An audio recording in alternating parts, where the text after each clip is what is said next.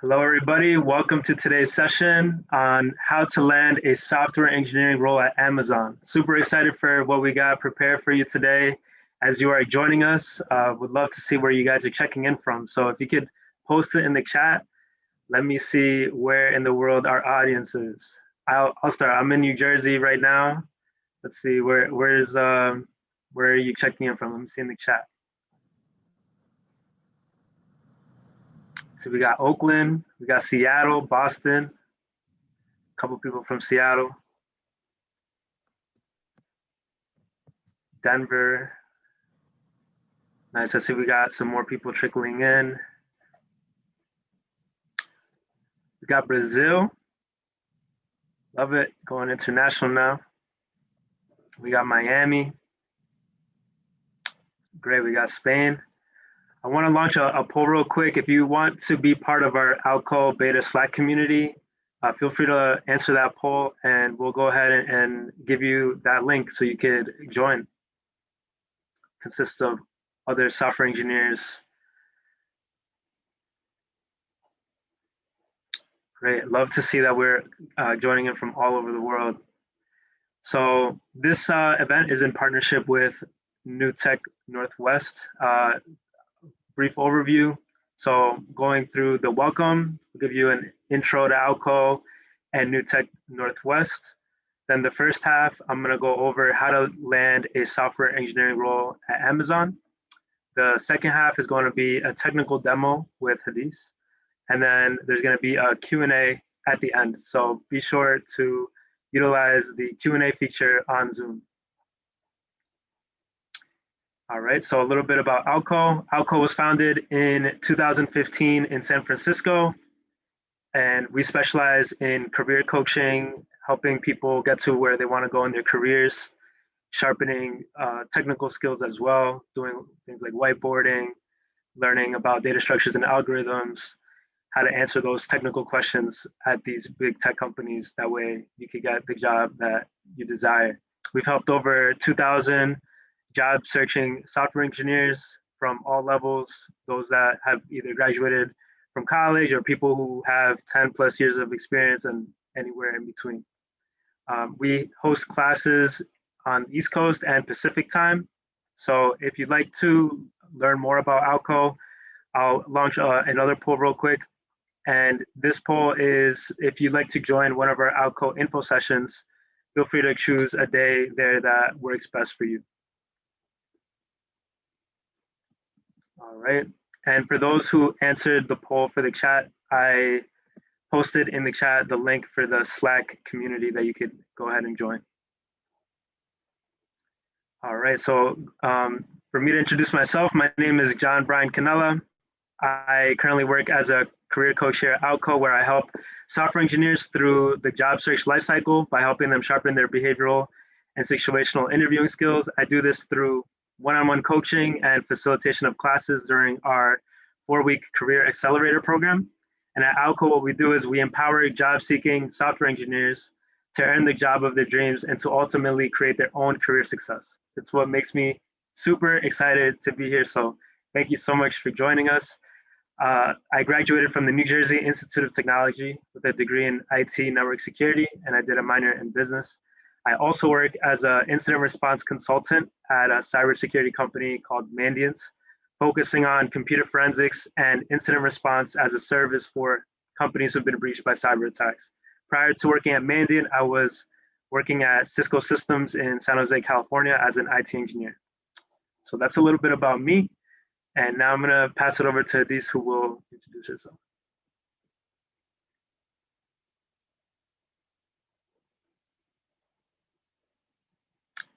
I think you are muted. Hi everyone, I am Hadith. I am a technical instructor here at Outco. Previously, I am also doing developing some internal tools. Previously, I was doing my major in computer science, and then I was also doing, I was also part of Girls Who Code. I was also a computer science instructor there. Great. Now we have Brett. Hi, I'm Brett Green from New Tech Northwest. Thank you everybody for being here tonight. I know most of you are from our community and some are not. We have worked with Outco multiple times because they always give really high quality advice and tips and tricks you would have no idea about. They'll tell you more as they get into that, but I wanted to welcome you on behalf of New Tech Northwest. My background, aside from working with New Tech Northwest, includes currently doing a lot of advising and mentoring for the organizations listed here, as well as some others. I am really into innovation because I love seeing where things are going and how we're creating more technology and ways to make the world better, which I'm guessing a lot of you, that's why you want to learn tonight and with engineering in general. Working with South by Southwest is one of the main ways I've done that. Working with them is great because I get to see about 100 companies a year that are launching internationally and see trends that are going on. New Tech Northwest, if you are not aware, is basically the hub for the Pacific Northwest tech community. We have over 60,000 members, and pre-COVID, we were doing about 52 events a year. Now we're doing many more than that online. And thank you for being at this one tonight. You're going to be really happy with what you learned from Outco, and I'm really, really glad that you're here to learn from their experience and the great things they have to teach you. So I'll hand it back to John. So thank you, Brett. Great. So moving on to the session and what it's going to look like. So for questions, feel free to leave. We're going to be touching on questions towards the end of the session, but if you do have questions, definitely use the Q&A feature.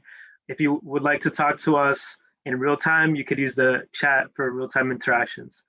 The format, it's going to be a step-by-step walkthrough of the different interviewing stages, and I'll be sharing links throughout the session. And then towards the end, we'll also be doing that walkthrough. This session was compiled by engineers, recruiters, and learning and development managers from Facebook, Uber, Amazon, Apple, and many more. It's especially relevant to software engineers who are either actively seeking for a job or are considering a job change. Diving deeper into Outco, I did mention that we were founded in 2015, but we've worked with software engineers who got into the biggest tech companies, who have gone to the best schools, or people who are just self-taught. So anybody can go through our program. We are the information that we provide can help people at all levels and all walks of life. Even if you never have went to school or you're somebody who's self-taught. Our success is also dependent on your success. So we put our money where our mouth is. 2 out of the 3 payment options, if you were to decide to move with the Career Accelerator program at Outco, you're never forced to accept a job offer that isn't right for you. So we've had software engineers who've gotten 10 plus offers, and they don't have to pay anything until they accept that job that they'd like. And if you'd like to learn more about what other people have to say about Outco, feel free to check us out on Yelp. All right, so moving straight into the Amazon interview stages.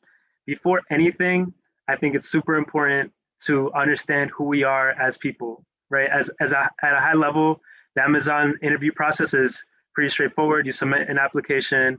If your resume looks relevant, you're screened over the phone. And if it goes well, you go to a tech screen. If you pass that, you go to an on-site, and from there, there's a hiring committee review.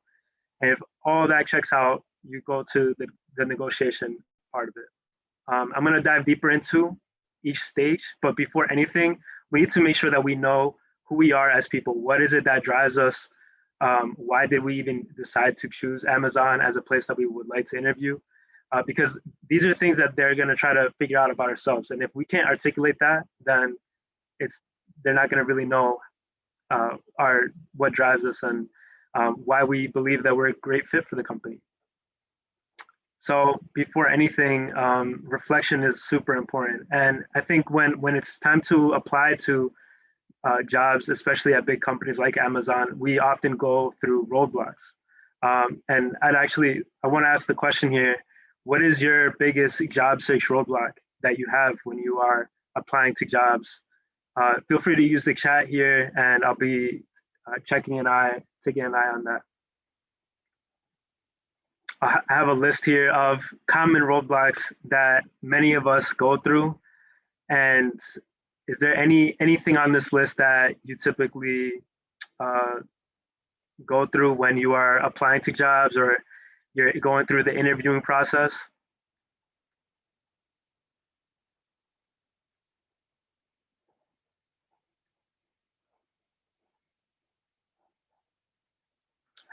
I see imposter syndrome, wrong approach. Definitely, yeah. So one thing to note when it comes to roadblocks is that these are all things that are normal us as humans to face. And oftentimes what is going on is we are being our own worst critic here. And if we never take the first step into applying, or we feel like we don't have what it takes, then maybe we're not even going to apply to that role. So we need to overcome these roadblocks and focus on all the things that we were able to accomplish before even applying to this role, right? We were able to accomplish so much in order for us to get the skills that we currently have, in order for us to even be in a position where we're applying to these roles. So I think taking a step back and looking at the bigger picture and using things like positive affirmations and just surrounding ourselves with a community that lifts us up whenever we feel down or whenever we feel like we don't have what it takes, knowing that we do have what it takes and we can get to where we want to go. So shifting our focus, that are things that will help us move forward anytime that we are facing these common roadblocks here. Now, Amazon is what they say for themselves is their Earth's most customer-centric company. And as I was preparing for the presentation, I did some research, looked through Amazon's career site, spoke to a few Amazon software engineers, and reached out to recruiters. And as you are even applying to Amazon, it's super important to do your research on the company and knowing why the company exists, what is it that they stand for. Amazon is very big on their principles. So I'll post here in the chat the principles that they stand for. You could click into this in your own time, but doing our homework before applying and understanding these principles in and out are going to allow us to stand out from other candidates who are just blindly applying to the role and don't really know what Amazon really stands for. All right, so definitely take a look at those leadership principles. Okay, so we did our homework. Now it's time to apply. So when it comes to applying, the first step is wondering whether or not we're qualified to apply. So over here in the chat, if you could post, do you feel like you are qualified to work at a company like Amazon?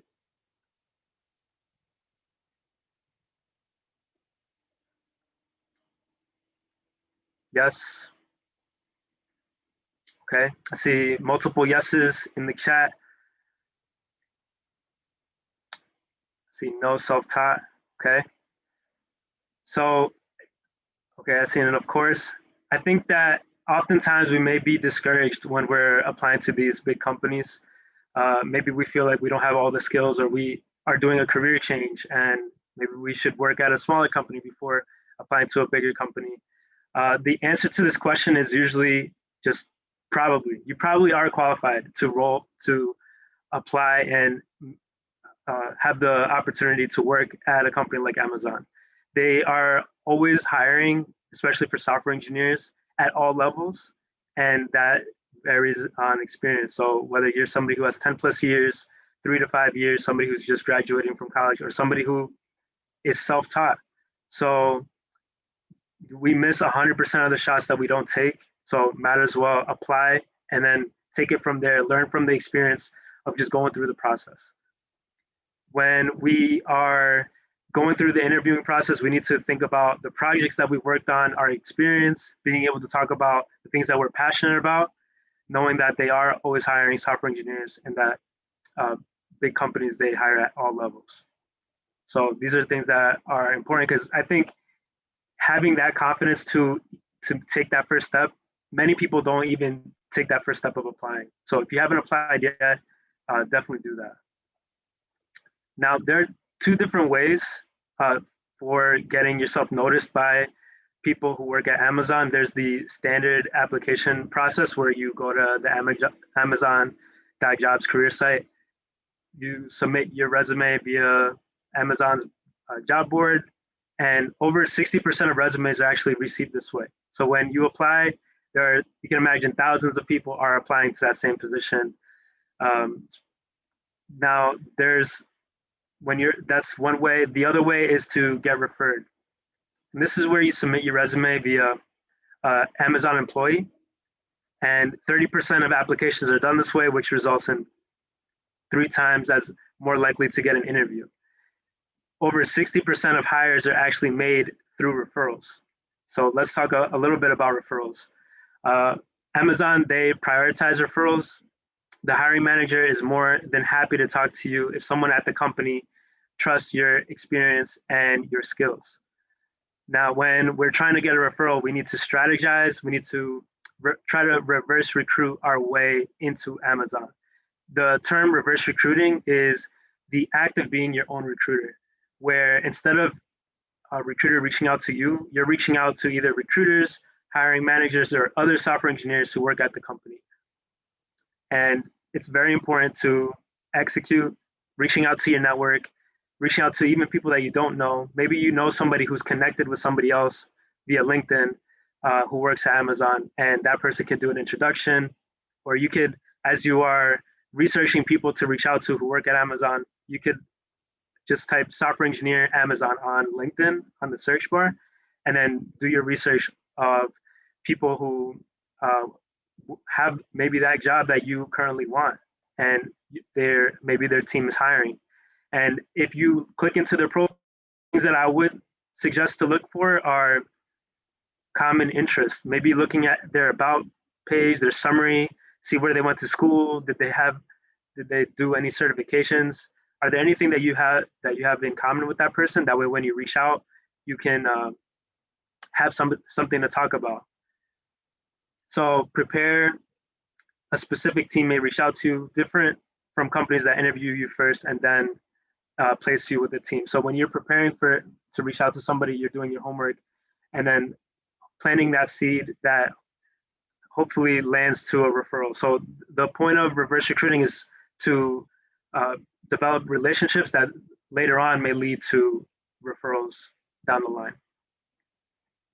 All right, so can't stress enough the importance of branching out, using social media, especially now, to build these connections, because referrals are the main way that most people get into big companies like Amazon.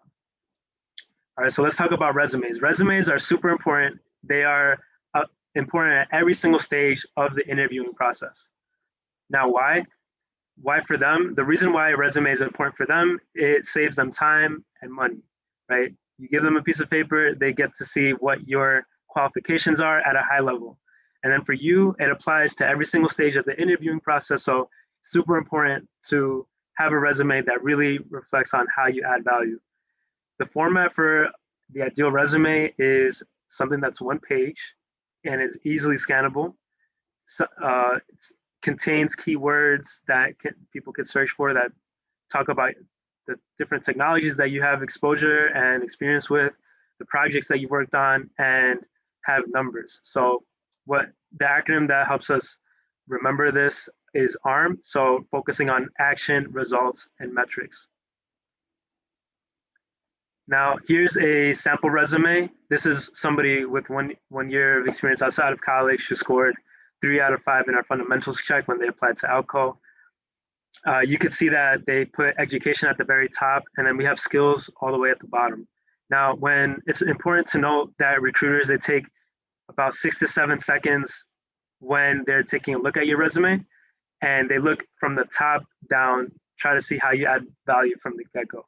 And if a recruiter can't see that, when they see your resume, they're gonna just pass it on, even if you are somebody who's a rock star and has everything for this position. They can't really see how you add value. They're just gonna move on to the next person. Having a one-page resume with skills at the top is going to help us differentiate ourselves. So skills first, having experience, education, and then projects. And of course, focusing on ARM, action, results, and metrics. So here's a before and after. I know this slide is pretty wordy, and I believe that you guys are going to have a workshop later on where you're going to be touching on resumes. But I do want to emphasize that having a resume where you have proficient skills and exposure to at the top is a trick that you could use when you are submitting resumes to online to portals, because there are scanners that are looking for those keywords. So a little trick is, let's say you have exposure to a specific programming language or a specific technology, but you don't have extensive experience in it. You can still put it on your resume as exposure, and it'll be caught by those scanners that prioritize resumes to the top. So that's a trick there. For this is how you can see resumes side by side. So you can see how on the right it's just easier to read. I have a resume template that I'll post in the chat for you. You'll probably go over this resume template later on in future Outco sessions, but I'll go ahead and put this here. That way you have a leg up and you can compare your current resume with this one, or just copy and paste things into this to modify it. You can see here we have proficient exposure to at the top, and then professional experience and project work. Cool. All right, so let's hop into the Amazon interview. We talked about self-reflection, referrals, resumes, right? The importance of all that. Now let's move on to the interviews. So Amazon prep first is, before anything, we need to make sure that we have the mindset to apply. So learn and be curious. Leaders are never done learning and always seek to improve on themselves. This is something that the person who is interviewing you, they're really trying to figure out whether this is the mindset that you have. Someone who's constantly learning, constantly trying to develop themselves, someone who's always thinking big, and they're always trying to get to the next level.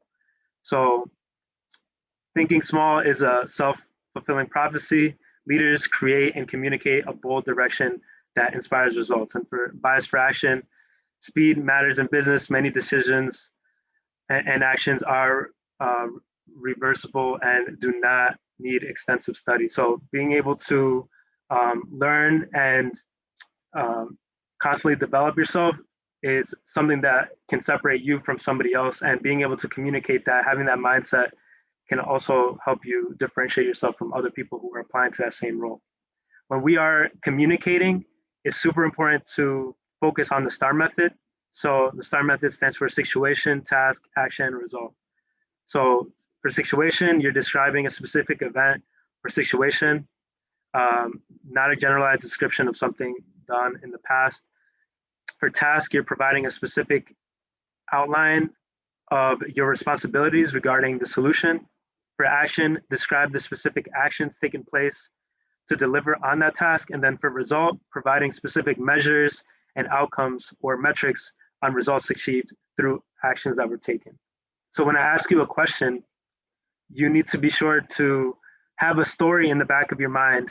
And one thing that I like to do is, before going into a big interview, I'll think of like 4 or 5 stories that I could have in my back pocket, that whenever I'm asked a question on how I did a certain thing, or when something happened and things didn't really work out, or how I work with teams cross-functionally,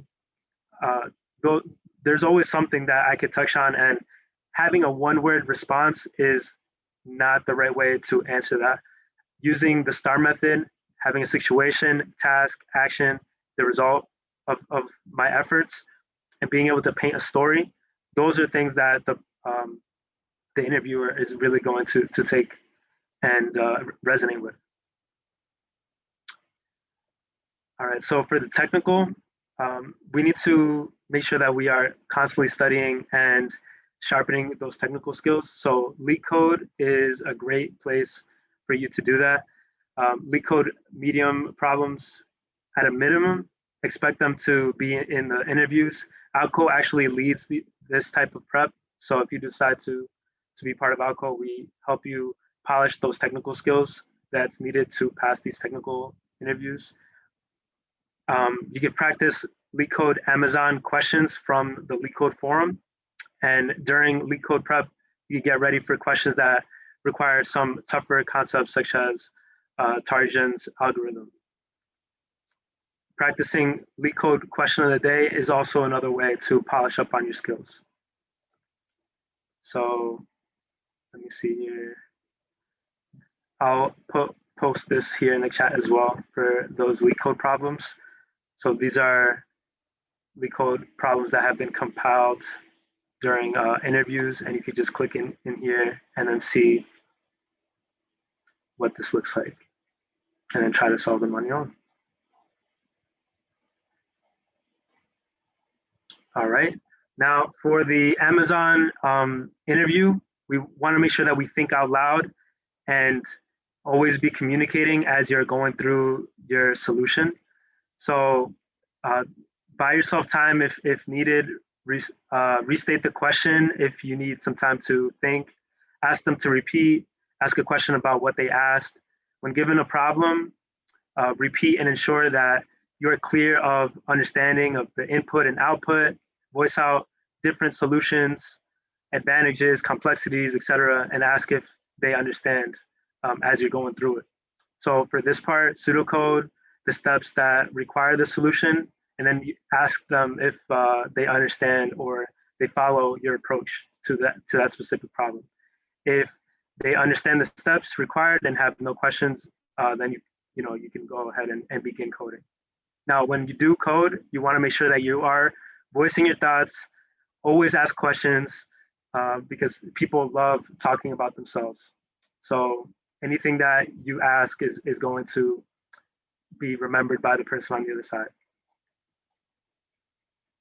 All right, so moving on to the phone screen. So for the phone screen, the format for phone screens for the Amazon interview is somewhere around 15 to 30 minutes. And this is usually a 15 to 30 minute phone call that's non-technical. And the content of those phone screens are really trying to get to know who you are. So the types of questions that may have come up are, what % of your job right now involves coding? So if you're asked this question, and let's say right now that you know that you may be asked this question, what % of your job right now involves coding? If you're not coding that much right now, just know that you need to be able to speak on that. So after this session, maybe work on something that you could say, okay, this is something that I'm currently working on. I'm actually spending, around 50 to 60% of my time coding, or something that you could talk through and have a story about. Tell me about your most recent project. So if you have a project on your resume, be sure to know how to talk about it and speak towards the things that you love about that project, how you were able to grow. Why are you the right person for this job? Like I mentioned in the beginning, doing that self-reflection piece is going to be crucial to doing well on that phone screen. What's the hardest problem that you've ever solved? That's another question that you may be asked. So just know that that's one of those types of questions. Tell me about a time that you've had multiple deliverables. How did you prioritize and deliver? What do you dislike about having a manager? Now, you may be asked some questions that can be painted in a negative point of view or negative light, like, what did you dislike about having a manager? Tell me about a time when you had a conflict at work. Why do you want to work here?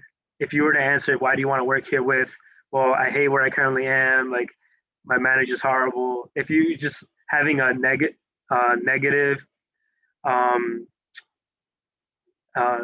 if you're only talking negative about the things that you are currently experiencing and not talking about the growth and how you were able to just learn and grow with that situation, then that can come up as a negative to the person who's listening on the other side. You may also be asked domain-specific questions that are sprinkled throughout the interview, depending if you are interviewing for a front-end position or a back-end role. All right. Let's see. So we have the Amazon phone screen analysis formula. So it's split into 25% chunks. So expect it to be 25% tech competence. So analyzing your coding and analytical skills, then communication skills, really trying to understand how you think through problems and how you are able to communicate those answers. Then another 25% is the desire for future impact. So taking a look at your leadership potential.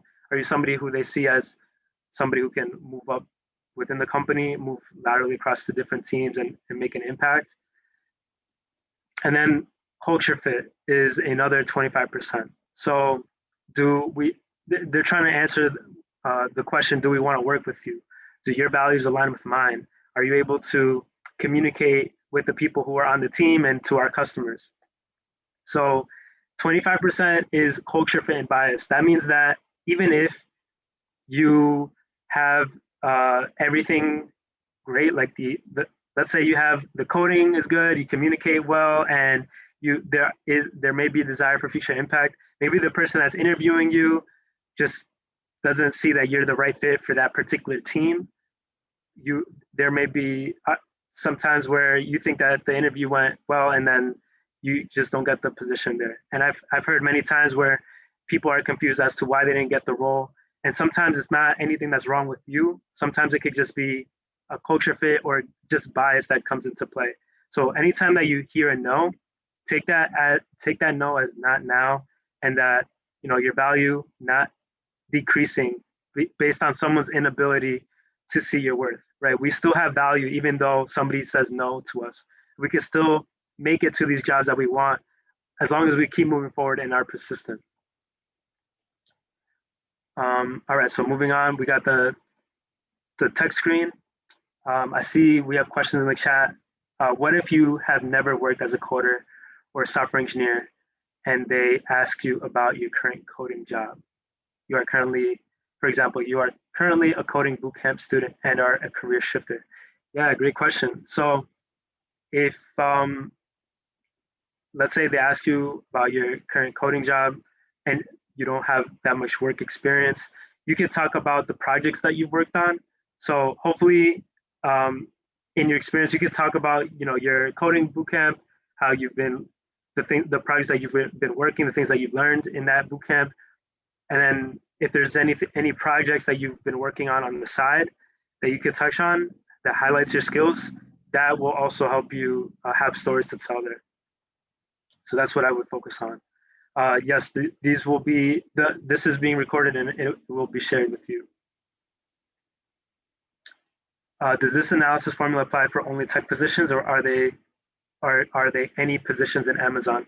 Yeah, so these are for any positions in Amazon, and many tech companies, they follow this format where they really want somebody who's well-rounded. Even for positions that are not like software engineering based, let's say you're a project manager or product manager, being able to communicate and, let me go back real quick, being able to talk about the technology, even if it's not on a extreme technical level, they're really trying to assess how well you are on each of these. So great questions here. All right, so moving on to the Amazon technical screen. So why even have an Amazon technical screen? The reason why for them is it saves time and money, obviously. So they're not just gonna move everybody from a phone screen to the onsite. They wanna see how well you do as far as your engineering skills. for you, it factors into the final decision making for you, because you get to assess, is this actually a team that I want to work for, or is this the type of work that I want to do? It's a two-way street. You are interviewing them just as much as they are interviewing you. The format for this is 90 minutes. It's an online, you'll expect to have an online assessment with 2 technical questions. You'll have around 7 days to complete. And you can take the full 7 days to practice for this. You'll be given a brief intro question, and then you'll have a live coding session where you'll have data structure and algorithms, and they'll be really assessing on the performance of how well you did. Also, just know that you'll be given minimal hints during this part of the interview. So technical questions, examples are, given a list of integers, find the frequency of a target. Questions and interviewing styles, they can vary widely depending on the role, whether it's front end or back end or full stack position. For diagramming, ASCII diagramming is something that they're going to be expecting, and we'll be touching on that later on during that walkthrough. Determine, when you're doing this, determine constraints and edge cases. Be sure to do that as you're going through the question. So focusing on performance, things like the time and space complexity, starting with the best solution that comes to mind and being able to communicate that throughout. So always be sure that you are communicating and not just doing heads down work and just typing up the answer as soon as possible. They really want to get to know how you thought through the problem and how you came to that solution. So iterate from each solution towards a better solution as you go through it. Amazon, they nest their problems, so be sure to get to a solution fast. So moving on to the decision making, let's say you pass the technical screen, moving on to decision, this is where they're going to be assessing your technical screen performance. Did your code actually compile? Was it optimized? Were you somebody who was easy to communicate with? They're going to be assessing your phone screen performance. So how did you perform relative to others? And for your resume, did your resume actually stand out from other competing applicants? Now for the onsite, you can be informed of your onsite as quickly as the very next day. And the onsite is going to be 2 weeks from that point. And it'll become conducted via Chime. So that's Amazon's platform for conducting these onsite interviews. The interview format is around 4 hours with 4 people, which can include a principal engineer, a hiring manager, and 2 engineers who are at the same level who might be potential colleagues of yours. So it could be from that team that you might be interviewing for. The breakdown of each part of it is going to be a 1 hour session, can be 20 minutes behavioral, 30 minutes technical, and then 10 minutes at the end for Q&A. The behavioral component covers the 14 Amazon leadership principles that I linked here in the chat earlier. So be sure to study that. Now for the technical sessions, across the 4 different people, they can be broken up into 3 technical questions and 1 system design. It's important thing to do here is to bring up any concerns and trade-offs. For the system design question, that's usually done to level set you. If you're somebody who gets a system design question and you do very well, you may be somebody who turns out to be a mid-level or a senior person who winds up getting the role. All right, so here's a breakdown for the Amazon onsite interview. It's you'll have 4 to 5, 45 to 60-minute interviews. You'll have algorithm and system design questions. So for 1, understanding the problem, the inputs, the outputs, the constraints, being able to diagram, and then later on, diving straight into coding. This is done typically on a whiteboard. So you'll be given that problem and you'll be given the time to do that there. You can pseudocode here as a crutch, but preferably you don't. For algorithm questions given in the past, these include numbers of steps to convert word to another word. So depth depth first scenario questions. In a large JSON file, recursively convert certain properties. This is another example of a question that may be asked. Let's see, for 3, given the pre and post order traversal of a binary tree, reconstruct the tree. It's another type of question. At the end, you may be asked, would you submit this code as is? And the right answer to that is no, because you definitely want to add pseudocode at the end and comments to explain what's going on for future readers or future coders who are going to be implementing this code and growing the code set. All right, now moving on to the onsite. This is the part where there's a committee here where you have the decision to move on to the committee. They're going to be assessing your onsite performance, your analytical skills, your coding skills, your communication, and your experience. Technical screen performance is also going to be assessed, your phone screen performance, and your resume. So these are things that are assessed at every single part of the resume, being assessed at every single stage. So these are all things that they're going to be assessing for the onsite.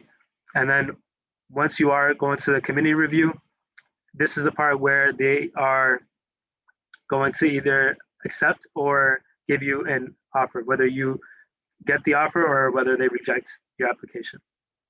For the onsite, they're going to see how well did you perform relative to others. So your onsite performance and the score that you had, you're going to see your technical screen performance, your phone screen, the data that was gathered during that phone screen, the resume, and the internal referrals as well. So if you were somebody who developed a relationship with somebody at the company and you were one of those people who got a referral to work at Amazon, that really holds a lot of weight because that person can vouch for you and be that person who says, maybe, let's say you didn't fully answer the technical question, but that person who referred you sees so much potential in you. That person can speak to the recruiter on your behalf. And that's happened so many times where that's what has led to an opportunity. You might get feedback at this point, but that really depends on the recruiter.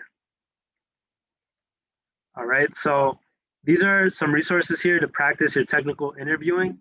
You could go to sites like interviewing.io. It's a resource where you can practice interviewing with engineers from Google, Facebook, etc., anonymously. So this is the site right here. So you can sign up for this site and have the opportunity to practice with other engineers these technical questions before you actually start going through the interviewing process with Amazon. PRAMP is also another site that you could go to where you can, it's a peer-to-peer site where you could also practice these technical questions. I'll be linking these into the chat here as well.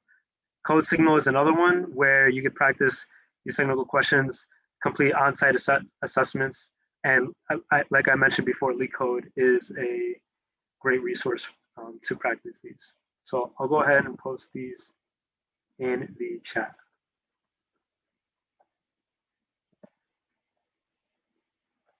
All right. So if you're looking for in-depth resources, join Outco for an info session. If you haven't answered the poll, definitely answer the poll there so that we could provide you with more information on when to attend an info session, and you can learn how our technical coaches can help guide you through answering these technical questions. If you'd like to apply to Outco, you could go here to outco.io/apply. I'll post that link here in the chat so you can also apply there.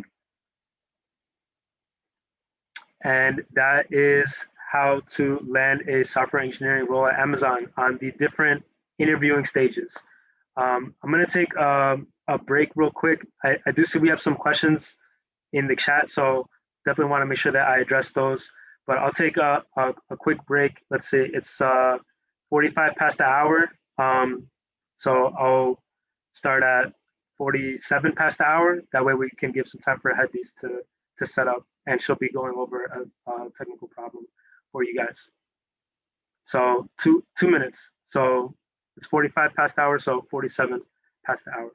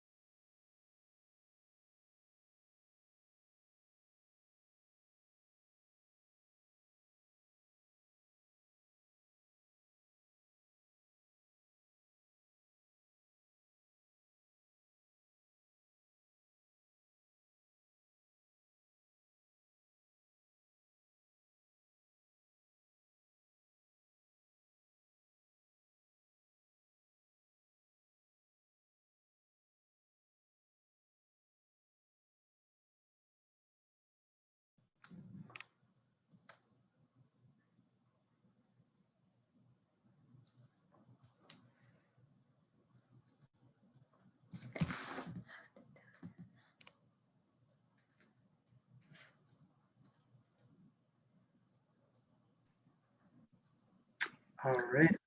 Looks like we are about set. All right, I'll go ahead and hand it over to Adis, and she'll take it from here. Yep. I'm gonna wait 2 more seconds just so you guys have your cup of tea, cup of coffee. Probably not a good idea to drink that in the middle of the night, but you know. Okay, someone also have a question. How would you compare Amazon interview process with Microsoft? Is that a question for me? Do you answer, John, do you want to answer that? Yeah, so let's see. How would you compare Amazon interviewing process with Microsoft? So for software engineering positions, whether you're interviewing at a company like Amazon, Microsoft, Google, Facebook, they're all very, very similar as to how the process is laid out. They all want to know, first of all, if you are a good fit for the company and if your values align with theirs. So making sure that we do our homework on any company that we apply to, learning about their mission and their vision, understanding who we are and how we align with that mission and vision, doing our homework about the position itself. For the coding problems as well, they made the part that may vary is, let's say you are interviewing for a specific role that is for a specific team, and it's not just like a general software engineering role. You may be asked specific questions for that. For that, but if it's a general software engineer front end role, and the job description is very similar to, let's say, a job description similar to Amazon versus Microsoft, the questions are going to be very much similar. So the framework is similar in that regard. So being able to just practice those coding problems, taking a look at those leak code problems there too, that's going to help you prepare. Thank you, John. To add on to that, I think Amazon is probably, if not the most, one of the most notorious companies who really focus on their leadership principles, and their soft skill questions are very, very as hard as their technical questions. Well, I think other companies are a little bit more soft, not by any means those are easy, but a little bit easygoing compared to Amazon. Amazon really has this intense focus on their leadership principle, and you have to know all of them, and have to answer each question in regards to that. But that was a lot of talking. You guys can share, or you guys can also see my screen. This is the first question that we're gonna, or actually this is the only question that we're gonna be going over. I sent you all a link in our chat. I think it was to everyone. Let me just check that if it was to just panelists or everyone. To all panelists, I shouldn't do that. I'm gonna send to all panelists and attendees. Nope, that was not it. I'm gonna copy this. Notorious as infamous for a bad thing. No, but they just have a very intense focus on their interpersonal questions. It's just, they're just known for that. Not that it's a bad thing or a good thing. I think it's more of their preference of what they choose. You all can see the link that I just sent. That is going to be the prompt for our question for today. At the bottom, there's two links. Don't click on them right now, but one of them is going to be a similar problem on lead code. So after we finish this one, maybe you guys should give it that an attempt. And then you guys can see the link since I see everyone else attending. Don't select them right now, or when I'm coding, please don't select all because it will be a little bit hard for me to see as I'm coding through this. So actually, to simplify, let's read through the description of the problem. And somebody change the language to C#. Let's go back and change the language to Python, just because I'm going to do this in Python, not as familiar with C#. Maybe one of our future coaches, one of our other coaches are going to do this in Python. But for now, let's go with Python, or in C#, but we're going to go with Python for now.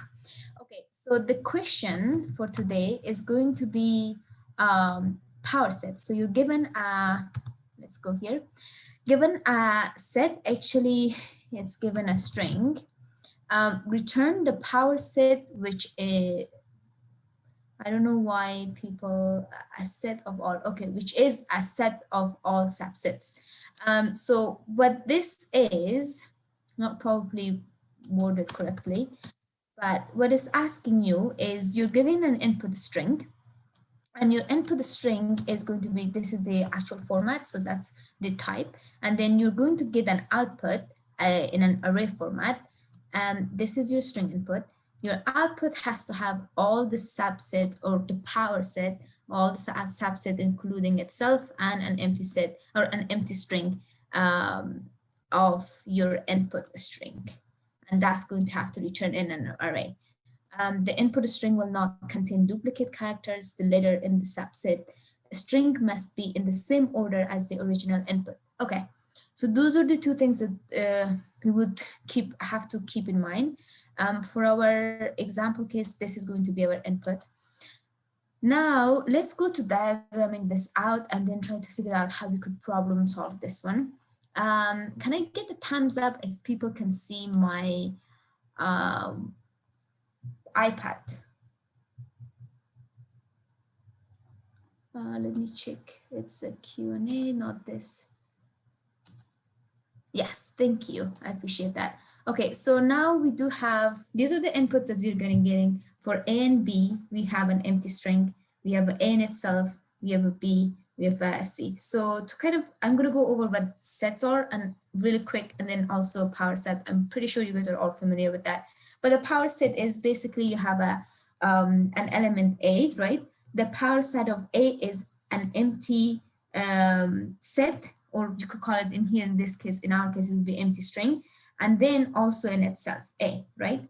And then a power set of AB is going to equal to an empty string, A in itself, B in itself, AB.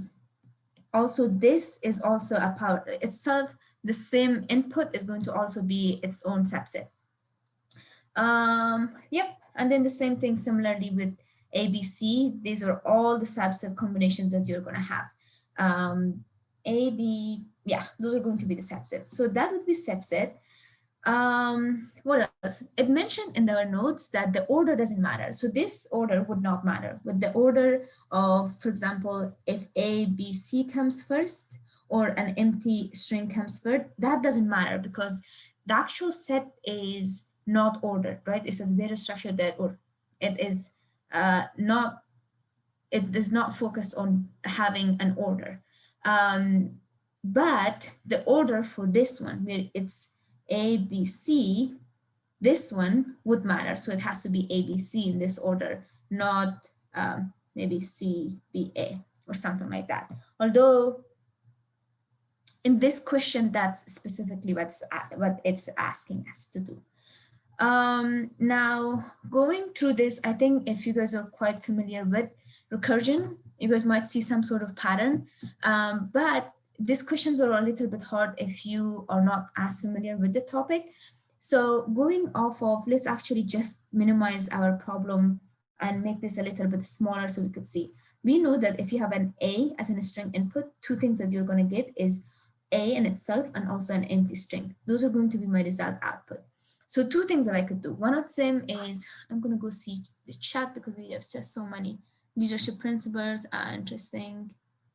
Okay, so nothing about this one. Okay, so A, B, will I have, if I have an A as an input, I'm going to get this too.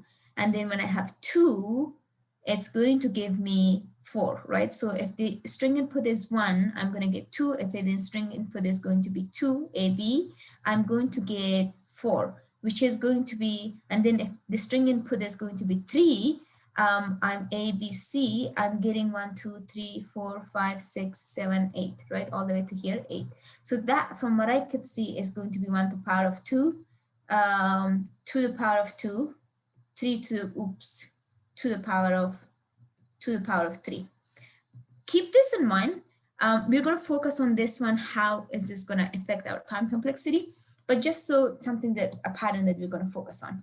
Now going back onto the recursion or to kind of our recursive solution, we always start, as you guys are familiar, we start with a base case, and the base case is the case that terminates our recursive call, and it's basically the kind of like last case that you're going to terminate. What I'm going to do is I'm going to diagram this out. This is not by any means a tree data structure, but this is kind of like visualizing my, what do you call it? Visualizing my data and my recursive call. So what I'm going to start off with, I'm starting off with an empty string, or I could start with ABC. That's just a different way of recursion. It's one of them is called bottom up and then top down, but we're just going to start with an empty string. And if I have an input string of A as an input, right? The only thing that I could do is we know empty string is going to have it be its own. So we're not going to add to it. And the other thing that I could do is add A to it, right? So it's just going to be addition. Maybe I'm just going to put a plus, and that's going to be A. So great. That's going to be the two things that I could do. Now, if I have another character, right? So if I'm going to add another character, let's do AB. What I'm going to have to do is the first character, or the first time I added A. Now, if I want to increment this, I'm going to increment this one. A to B. Now I have to also somehow add B into this diagram. To do this, what I could do is it's going to be in another layer. I know that AB is going to have to give me all this. So one of them is going to be A in itself. So what I'm going to do, I have two branches. One of them seems to be keep adding elements to it, right? And the other one is kind of staying the same way. Because I need this to go all the way down to be always empty. I always need an empty string, regardless of how long my input is going to be. And I also need a full string, regardless of how long my input is going to be. So which would be this case and this case, right? So let's go back to when I'm adding B. This branch always added, and this branch stayed the same. This branch is always going to get added, whatever my iterator is at, and also the right branch is going to stay the same. So now empty string was empty string. By the way, I'm going to get all the elements that I'm getting from my previous element or previous level. So this one, it's going to be, if I'm adding and my iterator is going to be in the next level, which is going to be in pointing at B, what I'm going to do is going to be AB. Now this one, this, what is it called? The right pointer is not adding. So it's just stating that it's parent, but it's going to stay the same. It's not, by the way, it's not a tree. It's just showing the recursive, a good way to visualize what is happening in recursion. Okay, so the same thing with an empty string, right? If I have an empty string, the left hand is going to add it. It's just going to add B because it's just pointing at B, and it's getting the copy of whatever my top level is, which is empty. So it's just going to be B in itself. And then this one is going to just not add anything. Oops, it's not going to add anything. So that's just going to copy that. So now this is going to equal to this. I'm going to do one more layer. So seems, let's do one more, and then I'm going to be C. So now the next thing that, or the next step that's going to be, let's put this one C, right? C, my iterator is going to go to next level, which is going to be here, and I'm going to call recursion.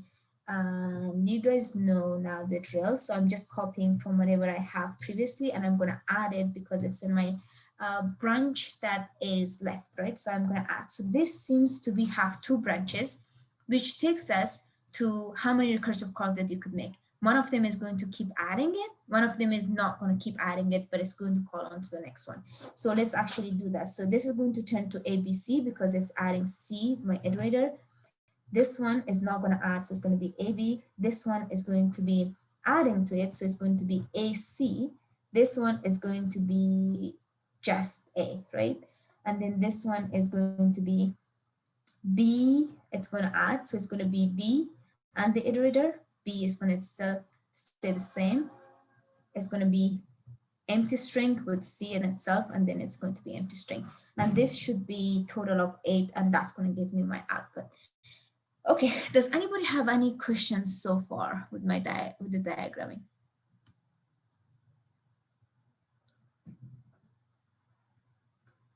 This is a little bit of, well, I'm trying, maybe it should have been a little bit more leveled, but I think you guys are fine. Okay, so I don't think anybody has any questions. In this case, okay, what symbol is at the top of the tree? Oh, that's just an empty string. That's just an empty string. I'm starting from an empty string. And then, there you go. Maybe I should do this because, you know, that would be more helpful. Yep. Yep, empty string. Perfect. And then, does anybody have any questions regarding to, so the other way that you guys could also obviously explore is starting with that full on string, and then one of them you add it, what is it called? You minimize it, right? You cut one by one, and then you could do it. And then your base case is going to be, you guys will figure that out, that your base case is going to be when it's 0, something like that, right? Because when you have no element, then you've gone through all your element. But that's just a different reverse way to approach this problem. I started with an empty string. Will you review what you just did? Yes. So we were trying to do this recursively. So I was trying to say, if I have one element, A, what would be the power set for this, right? The power set for this is going to be an empty string, and it's going to be A in itself. So how am I going to show this? So what I could do is I'm going to start with an empty string, and I have 2 ways, right? This is 1 and this is 2. One of them has an empty, one of them doesn't add anything to itself, and the other one is going to be adding the string that I have. What is a power set? Oh, that is such a good question. I thought, okay, and then this one is going to be adding to A.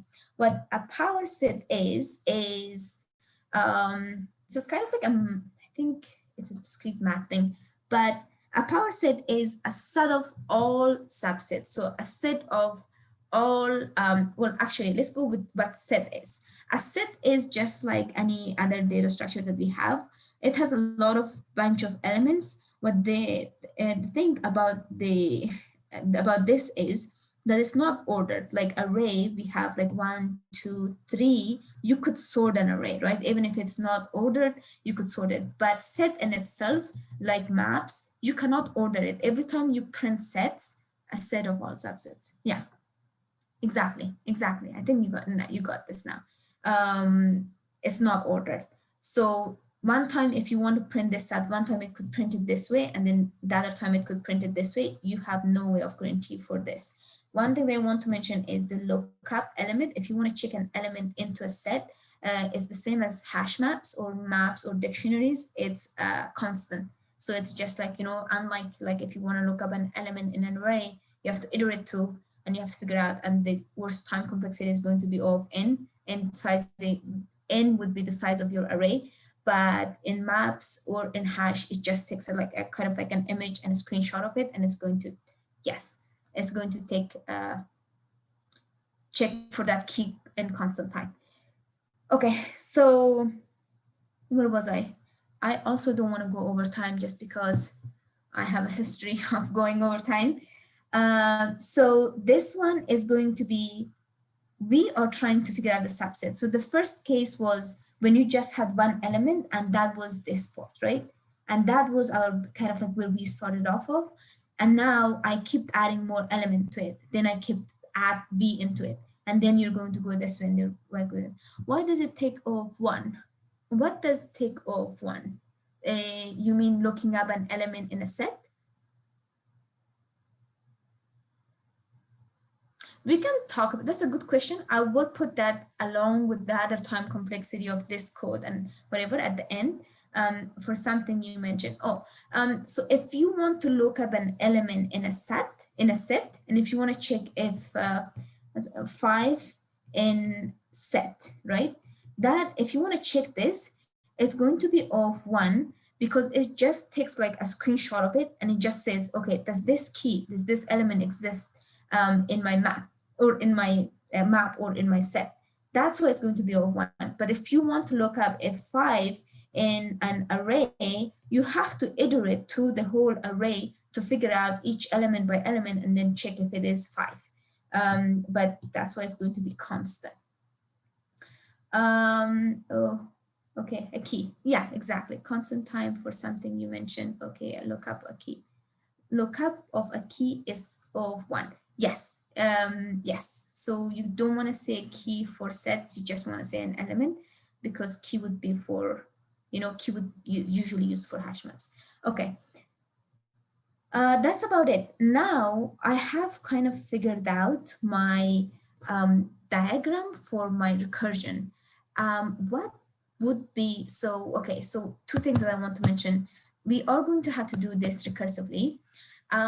So I mentioned that one of them is going to be, let's see, one of them is going to be adding into it. One of them is just going to stay the way it is every time in each level.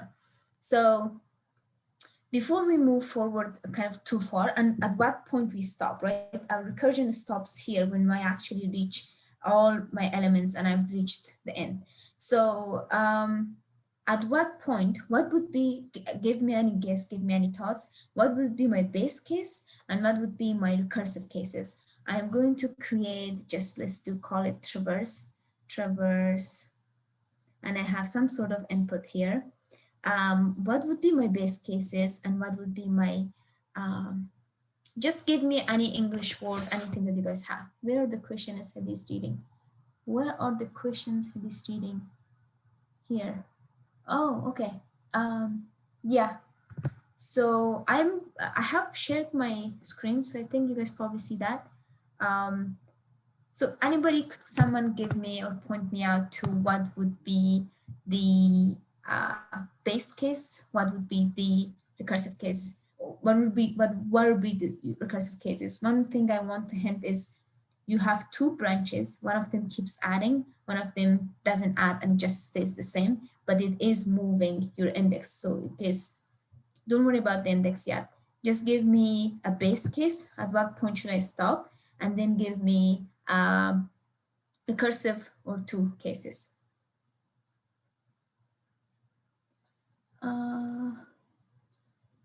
Yeah, I think I've been posting all to panelists and attendees.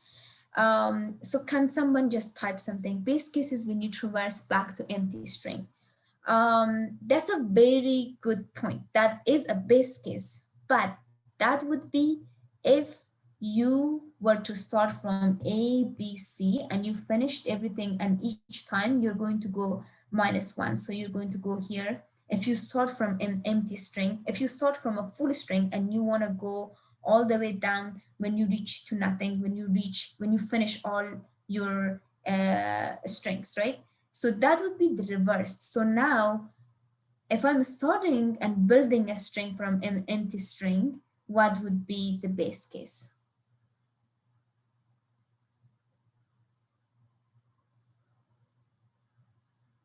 If I'm starting from ABC, that's kind of like a reverse approach. Once I hit an empty string, that means I have gone through R, C, B, A. Exactly, ABC, yes. That means my string is full and complete. Once I hit my, if my end, so let's just check that. My base case is going to be, I'm going to have a, the first time that I'm calling this function is going to be traverse, and just like earlier when we had an empty string and we had an A here, an empty string here, what I'm going to do is the first, exactly the same way. The first thing I'm going to pass, what is it called? I'm going to pass empty string, and I'm also going to pass an index. The first time when my index is going to equal to, actually it's going to be 0. So those are the empty string. I'm going to call maybe substring or string builder, or actually that's already taken word, but you're creating, right? You're creating your string. So those are the two things that I'm passing. This is the first time I'm calling outside this function. It's going to be a helper method recursion. So I'm going to have outside of this function, I'm going to have another function that takes in a string. But what would be my base case if my index is what? When there are no more children, or when there are no more characters to traverse through, right? Exactly. So that will be if my index reach the end, right? So if my index is going to be larger or equal to the length of, this is going to be a string, so it's going to be, for example, AB. So I'm just going to put a string. What I'm going to do is I'm going to add this string builder. It's actually not a string builder, it's just going to keep adding to it. It will make sense in 1 minute. Let's do this. I'm going to have a result, a global variable, and result is going to be empty. And I'm going to do, let's do this. I'm going to push result dot append.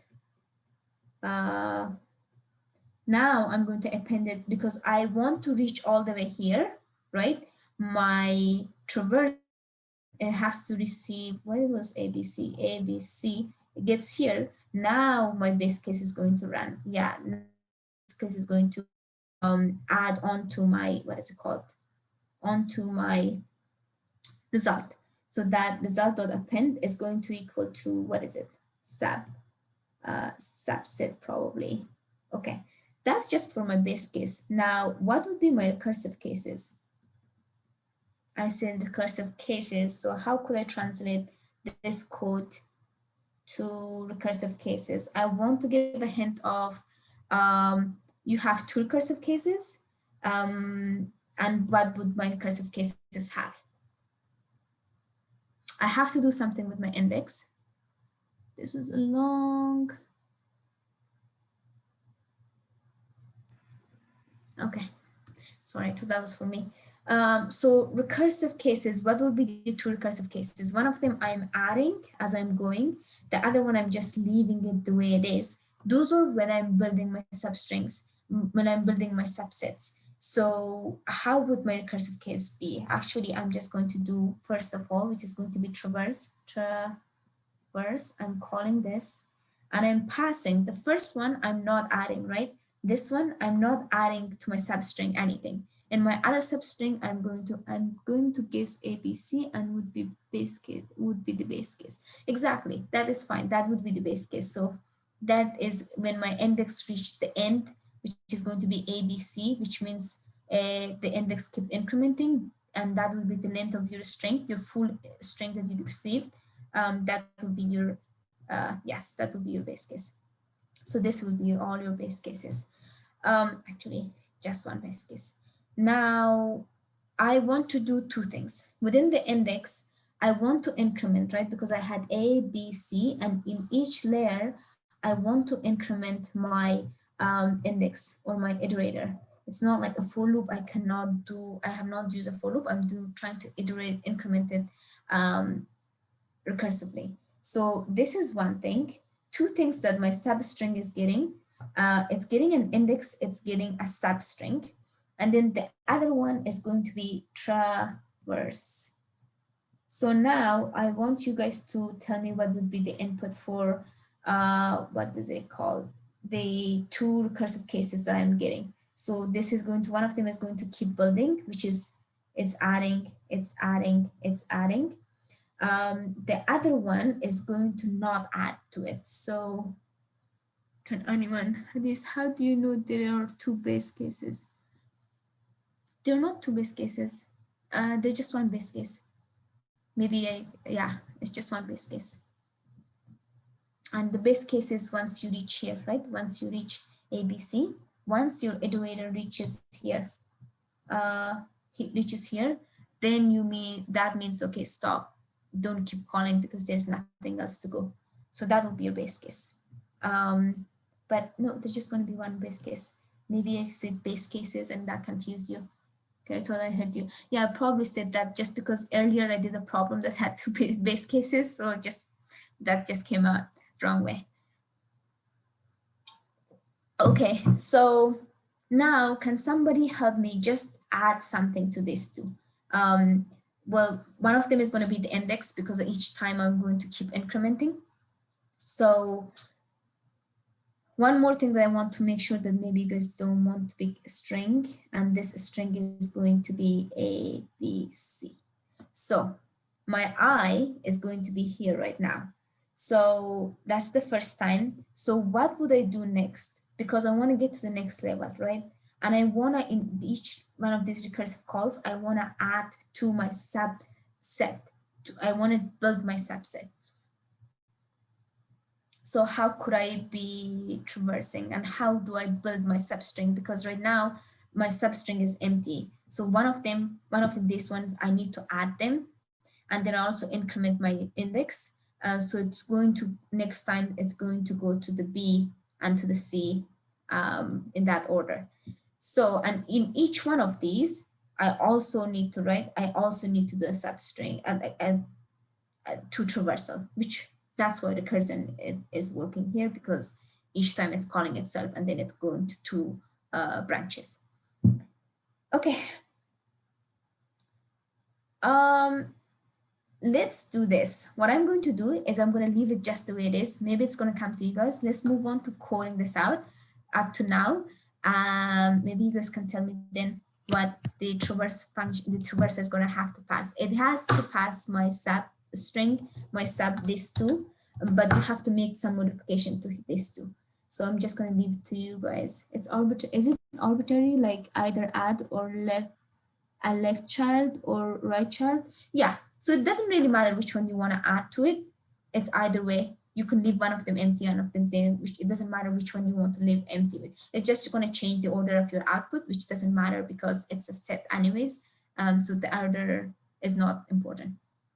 Although we're printing it in an array, but that's not a requirement for us. Okay, so yeah, you have to add a child.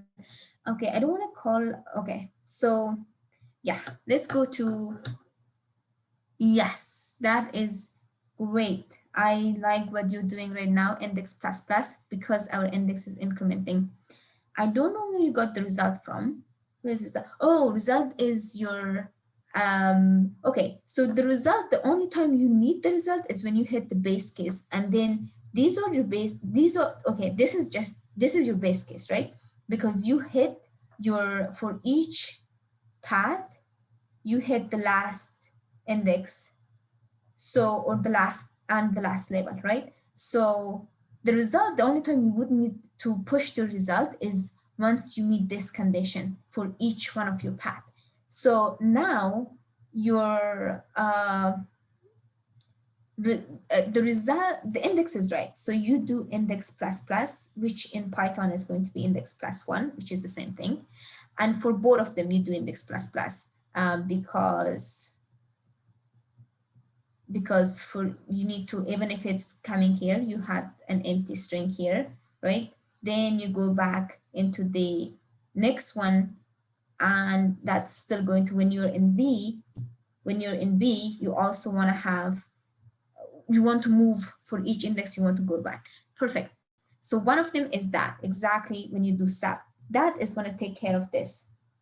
Sub, that's going to take care of when you have empty string, this one. Let me highlight this. this one, right? Because your index is incrementing, that's why you're going to next level. And then, but then sub is always empty. You're not adding, you're not building your string. So you're not adding to that, and it's going to go there. So that is one, this is taken care of. What would be the next one?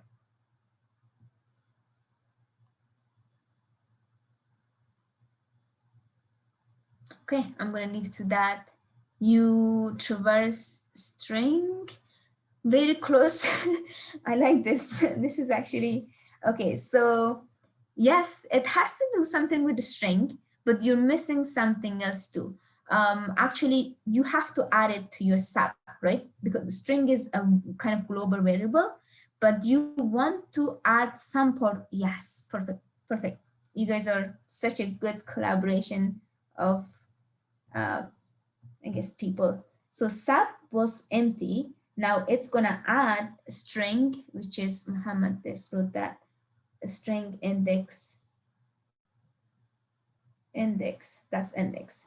So what that is going to be, it used to be empty, right? The first time, now it's gonna get that index of 0.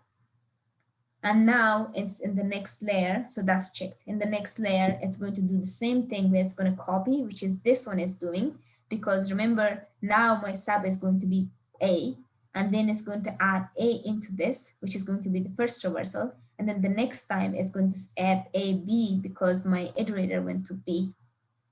That was a lot of highlights, so I'm just going to get rid of this. Index.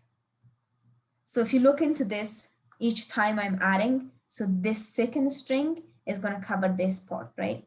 And then the same thing, because it's recursive in each layer, I'm going to 2 cases. And that's why it keeps going here and all those strings.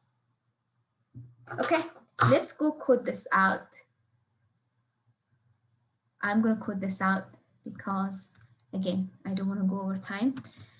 What do we call this? Power set, power underscore set. It's going to do, it's taking an input string. So I'm going to just call it string.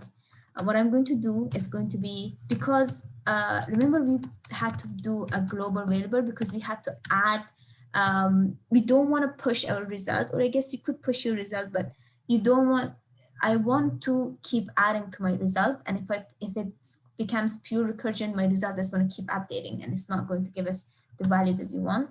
So that's one thing. I'm going to create my helper method recursion traverse. I think that's how you spell traverse. 2 things that's going to get is going to be actually an empty string. So I'm going to call substring, maybe subset, and it's starting to build each subset. Oh, thank you. And then this is going to be my index. For now, it's going to be passed, traverse, and what is there? Empty string for the first time that I'm passing, and then index is going to start from the 0th index. Okay. Now, moving on to our base case, let's go back to our code. That's not there. Well, good diagram, but if index is going to be larger than the length of my string, so just so you know, it's length of the string, not length of the subset, it's length of the string, because we want to go through all A, B, C, to all the way to iterate all the way to the length of my input string, not the substring that I'm building, so which is going to be here. So let's call base case, and it's going to be if index is going to be larger or equal to length of my actual string. That means it has gone all the way to the last path and to last level. It's going to push result.append. It's going to push that subset into this. Maybe it should be substring, not subset. Okay. And now it's going to return our 2 base recursive cases, the left branch and right branch. One of them was, I'm going to do my traverse. Oops. I'm going to do my traverse. I'm going to move down the index, but I'm not going to add my element. Yes, shift control plus plus, control alt plus plus. think that maybe that's helpful. Okay, so traverse, and that is going to be index. I'm going to, it's almost like a for loop as I'm adding into, and I'm going to the next one, and that's not in that order. Sub underscore string is going to be that. The other traversal is I'm adding and I'm building into my substring. So this one is going to be traverse sub underscore string, and you guys come up with this. And this is going to take the strings of index, right? So which was, if you had what's called ABC, your index would increment to here. There, that. So let's do substring in that index, which is going to be the original string of I. That just created another substring that has now A to it in the first case, and then next time it's going to have AB, and this one only will have A because you keep in the next round you called it, and that'll be that. Why someone keep changing this to C sharp? Please don't change this to C sharp. Okay. Now index is going to be again index plus 1 because that how we would put the increment. That's about it. Oh, thank you. We converted back to Python. I'm going to go back and comment this. I don't know how to uncomment all this all at once, so we're going to have to do this. I might get some indentation error just because Python is quite sensitive. This one is that, this one is, okay. Bear with me. Okay, and then what else is there? My recursive cases. This is inside. I don't think, okay, that's going to be a tab. Oops, that's going to be double tab. Then I'm going to do this. Okay, and then get rid of this too. Okay. Recursive cases is going to add, what do we return?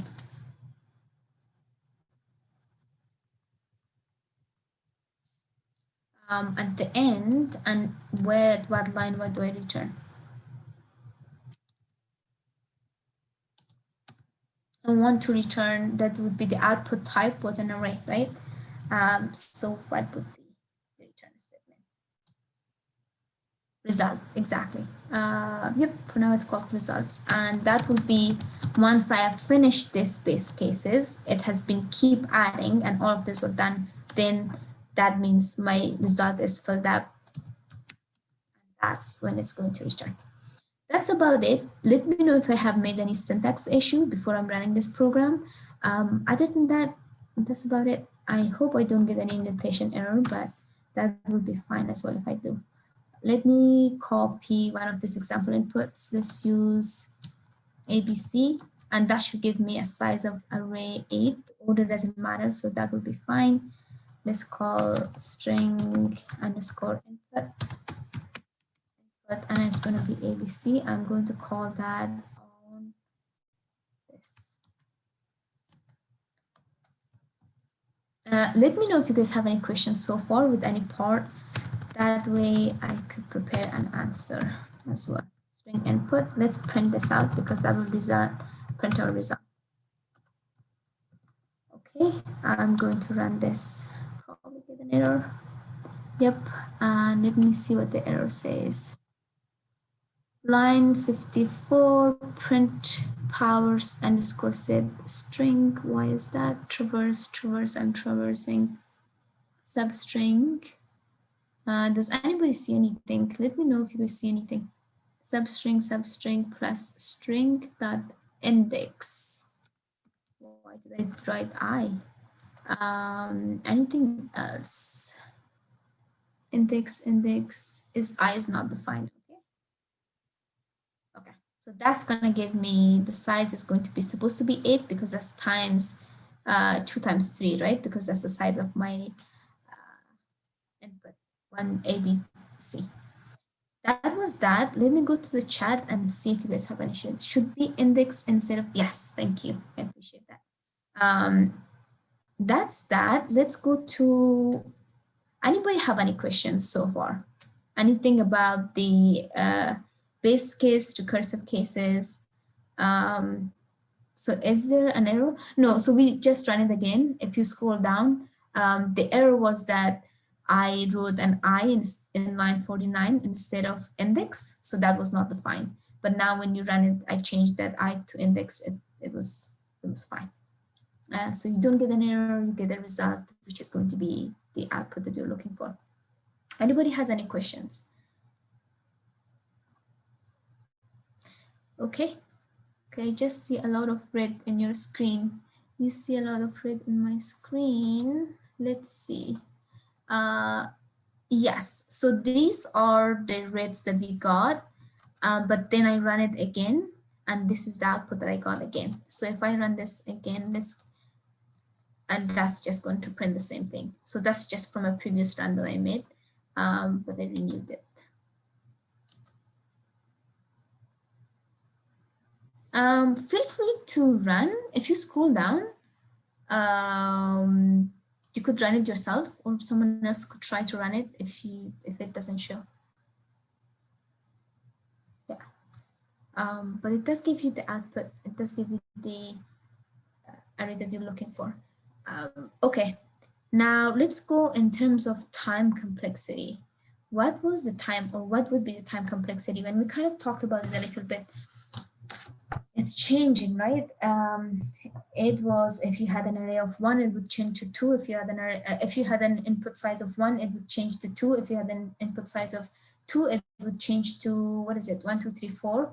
And if you had a input size of 3, it would change it to 8.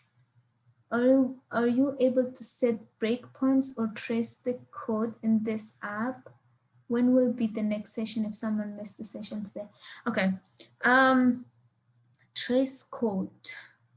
Well, you could trace code. I don't exactly know what you mean, but maybe you could trace code in here, right? You could print out your, what is called sub underscore string, and then you could also print out, what else? You could print out sub underscore string, what is it called, string plus index, string index in there. So that will maybe give you good navigation of why we keep adding to them. That might help. Yep, so it's gonna get C, B, B, B, C, because it's adding each time, A, and then it's gonna get it from that AC. Yeah, okay, yeah, that would be it. Okay, so what would be the time complexity? Somebody could just mention to me, and I'll take 2 more minutes and I'm gonna be done. So if I'm getting an input size 2, it's converting to 8. If I'm getting an input size 3, it's converting to what? Converting to what? Actually, the other way around. It's going to, if it's 3 like this, right? And then if I'm getting this input 2, it's going to convert 2 to the 2. And this one is going to be, A is just going to be 1 to the 2. So in relation to this diagram that I have, right? Input size 2 of, yes, that is a good, close enough. One thing that I want to mention is your branch is always going to be the base case, or the base. In this case, I have 2 base, just I have 2 here, 2 here. So that's actually going to be your base. That's going to be 2. And to the n, and n is the size of your input, right? N in here was 2, and then here was 3, and then if you have a 4, that's going to be to the power of 4, which is going to be a big number. I don't remember, maybe 32 to the 4, 16, I think, but don't quote me on that one. So actually it's 16. So that is going to be the size of n, which is going to equal to the length of your, what is it called, input string. So that's one more thing, is the number of your branch is going to be your base case. How many levels you go down is going to be, it's in, right? Because I'm going 1, 2, 3. And if it was 2, it would go 2 levels down. So it's going to be the N. That would be it. Branches is N. N is the length of the input. Yes, N is the length of the input. Branch is not N. Branch is just 2 because each layer you're cutting into two branches. You could have a branch that you have maybe 1 recursive call, that's just going to be 1, right? So, or maybe even 3, you could have it in that sense is going to be 3. Branches is not N, but only 2. Yes, exactly. That's about it. If you guys have any questions, please feel free to ask me. On that note, I will leave you guys with this lead code problem. It is a very famous problem. You guys could see in the companies because almost every company has it.